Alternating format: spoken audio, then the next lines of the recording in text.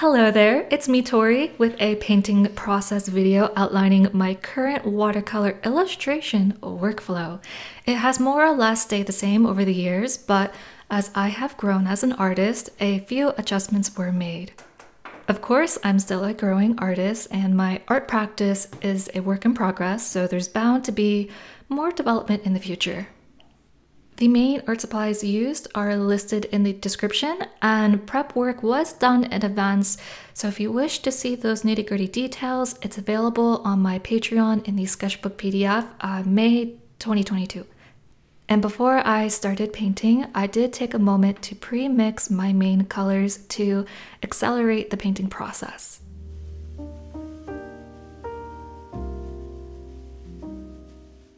I like to designate the beginning of my painting process as the first pass, where I establish my lightest lights and protect any highlights that may be the white of the paper. This is so critical with watercolor because once those highlights are gone, you can't really bring them back to the same luminosity of the paper. So to help with this, I like to physically point out, literally on my paper, areas that I'm preserving and make a conscious effort not to paint over these areas. Another important thing I'm actively aware of while beginning my painting is the edges of my washes, so that way I don't create any unwanted lines or textures that would kind of hinder the painting. So here I like to mask multiple areas of the painting where they're similar in value, color, and I'll paint them in one wash to create a unified look. Where I start painting depends on my mood, but I do have a few methods to rely on to get the ball rolling. When I'm feeling shy, I like to start in an inconspicuous area that can be botched and won't pose as a problem to the overall painting. And whenever I'm feeling determined, a little hyped up conquer mode, I tend to dive straight into the most important areas, and as a figure portrait artist, that is usually the face. And if I'm feeling casual and at peace, I like to start on the top left corner and work my way across and down as a right-handed painter. And I used to have this really bad habit of starting in the middle right, and then I had to wait for that puddle to dry or I'll just smear my hand all over and it just prolonged the entire painting process. So I finally broke that habit by making a conscious effort to start at the top left corner.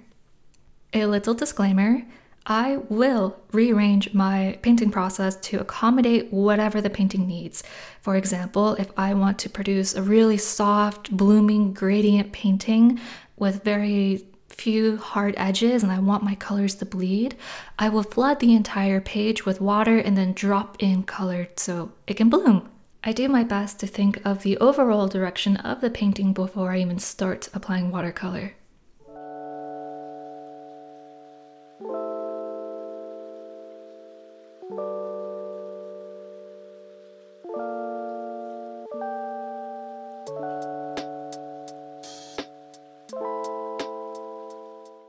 On to the second pass.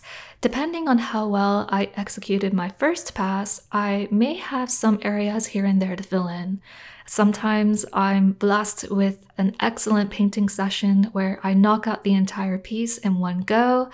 Those moments are rare, but they're like victory moments where everything falls into place effortlessly. More often than not, the end of the first pass is marked by needing a break, and then I come back and I think of this as the second pass. So my lights have already been established. I'm now moving on to my midtones. And this is usually in the background, the hair strands, part of the figure, just filling in the gaps. It may even be on her outfit.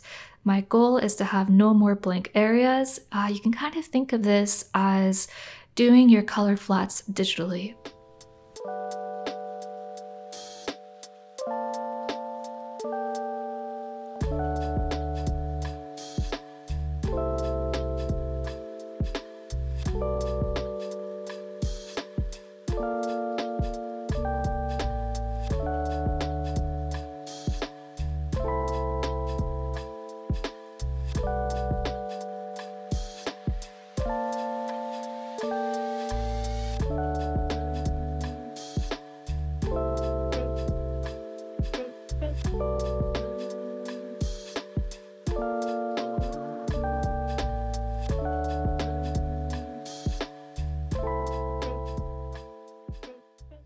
Now that the entire page is covered with a wash of color, it's time to develop the painting.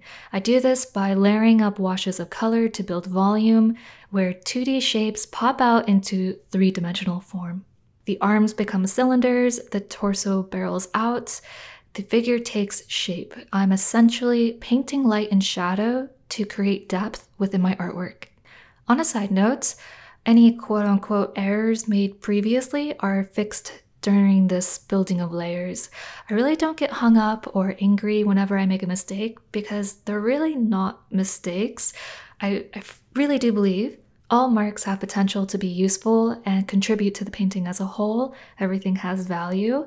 So I would like to say I'm rather humorous when it comes to making that that it's really not that big of a deal. I joke that I glitched. Anyways, I'm not worried about errors because at this stage, they are usually smoothed out as I build washes of color because water is reactivating those pigments and gives it a little bit of blur to the edge. Or if it's a stray mark, it can be masked by a darker value.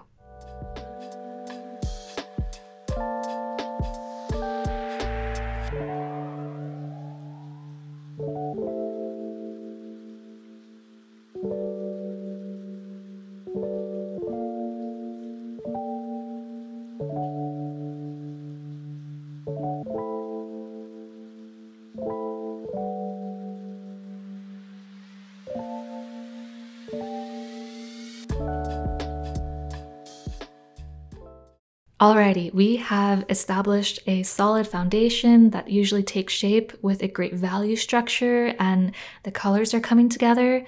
Now it's on to the fun part, and that is adding detail. This is where the magic happens, where everything feels like it's coming together. And the key into making this happen is by observing and analyzing the edge of the figure and subject.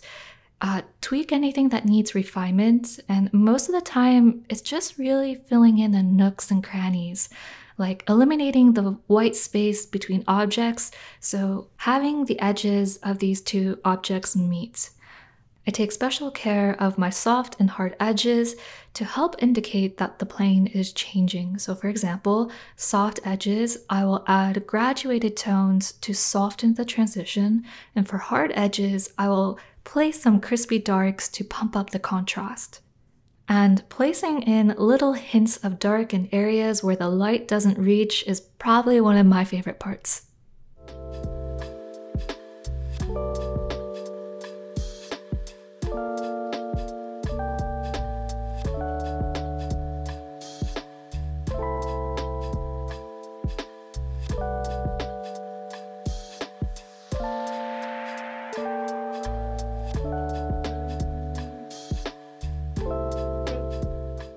So as I wrap up this painting, it's time for me to address some uncertain areas that I saved for myself to work on at the end of the painting.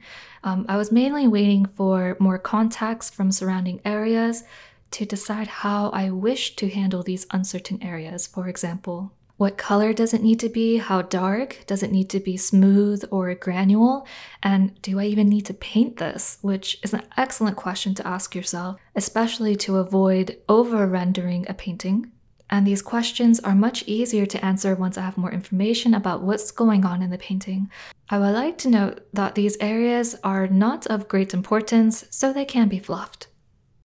What's a painting without a few errors here and there? And honestly, these errors I'm about to fix, they're not devastating. The painting is fine, it's done, it looks great.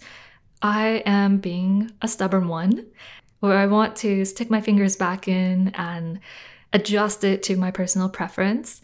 So when the painting was a lofty idea in my head, I imagined a soft, ethereal, airy vibe. And as this painting came to an end, what stuck out to me was how much contrast was present in her face.